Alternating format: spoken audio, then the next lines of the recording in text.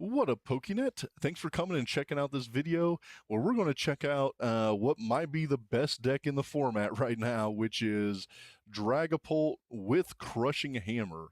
I mean, realistically, we know Dragapult is the best deck there is, right? I mean, it's winning almost every format right now, looking so good. But is it with Crushing Hammer? Does it make it better? I mean, I think it's very possible. So let's go take a look. We'll dive in and see what we have within Andrew Hedricks championship deck from the LA Regional. I think this deck is all about big time consistency, and then that Crushing Hammer to make it so our opponents not as consistent, right? So we're running 3 Dragapult EX. I think that's pretty standard at this point, putting in a 3 Dragapult. I think that's pretty common. And then per the usual 2, we're running 4 of the Drakloak. Again, because this is our main draw support, we want as much of that in play as we can get. So we got 4 Drakloak and 4 Dreepy. So we're running a 4-4-3 line. Again, I think this is pretty normal within most Dragapult decks, and so that's what we're looking at with that. So 4-4-3. Then we're running 2 Munkidoris, right? We know it's important to be able to get those damage counters where we need them. And Munkidori needs to be paired with this to make that happen. So that's why we're running 2. I've certainly seen some decks that have 3, but we only got 2 of them in here, which I think is more than enough with like a Night Stretcher or 2 anyways. Sorry, let me get this cleaned up for you.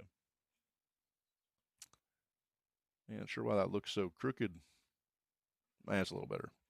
Okay, and then we're running a 1-1 line of Dudunsparce and Dunsparce. Again, this is just for draw power.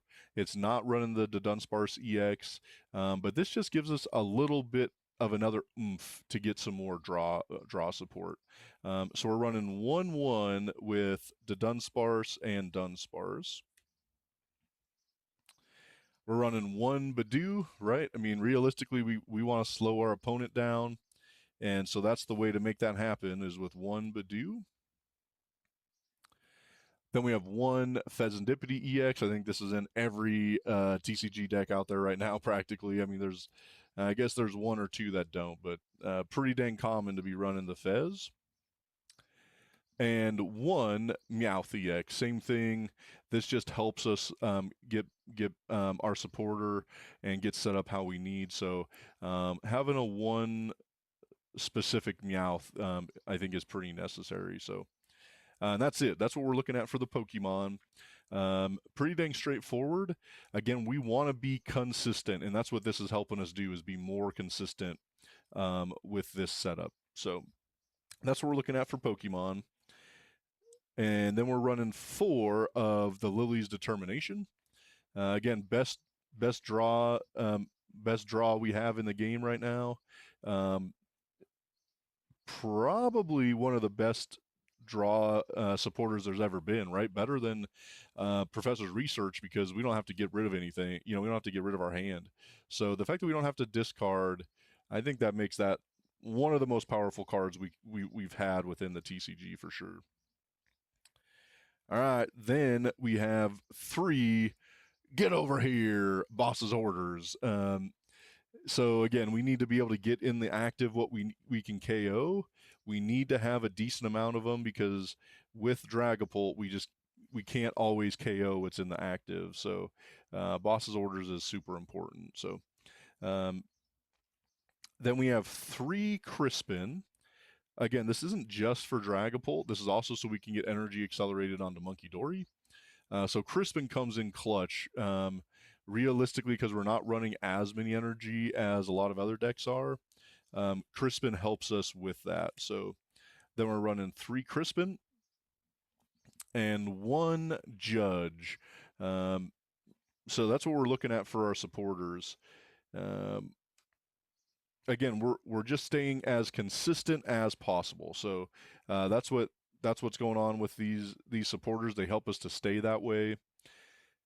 All right, and then the big card I think that we saw that's probably going to start popping up in other decks within the meta is Crushing Hammer.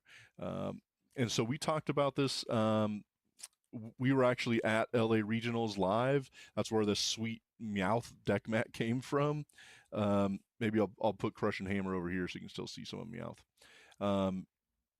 So we were there live watching this deck in action, and realistically, Crushing Hammer is so good against Dragapult.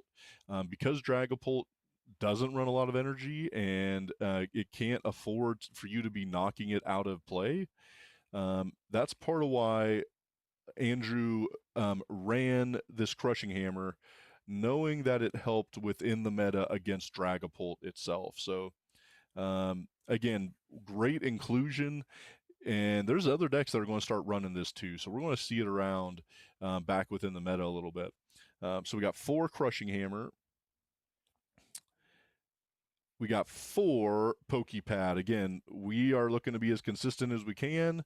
This can get almost all of our Pokemon, right, besides our 5 EXs. So again, Poké Pad comes in pretty dang big within this deck. And then 4 Ultra Ball. So same thing, right? We're saying consistency, and it continues throughout this deck here. So all right, see if we can slide these a little bit. Sorry, Meowth, you a little bit covered up here. Okay, then again, for consistency, we're running 4 Buddy-Buddy Poffins. So you can kind of see where this is going, right? Why this deck was so good. Almost all of the cards it's got multiple copies of and can get to them pretty dang easily. So, and then we have 2 Night Stretcher. So that does it for all of our items. Well, not all of our items. We still got the Ace Bag coming up, right? And then we have 2 Risky Ruins, right? Because we have 2 monkeys, we don't mind damaging our own bench Pokemon, so we can then start throwing that damage all over the place. All right, now we'll get to our last item, Unfair Stamp, right? I mean, it's just so good right now. I do wonder if we get when we get special red card, is that going to change, right? Are we going to go away from Unfair Stamp? I don't know. Right now, it's running way too good not to have it. So that's why we're running Unfair Stamp. Then we have 4 Psychic Energy. 4 of the 3 Fire Energy, my bad. 3 Fire Energy.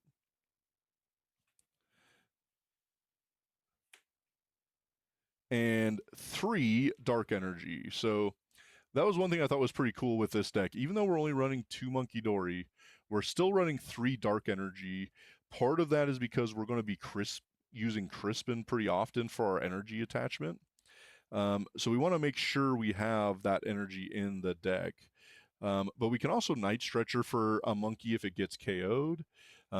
So having the 3rd Dark Energy, as I've said a ton, is just making this more consistent. So again, this was Andrew Hendricks' deck at the LA Regional that took first. And it was so much fun to watch.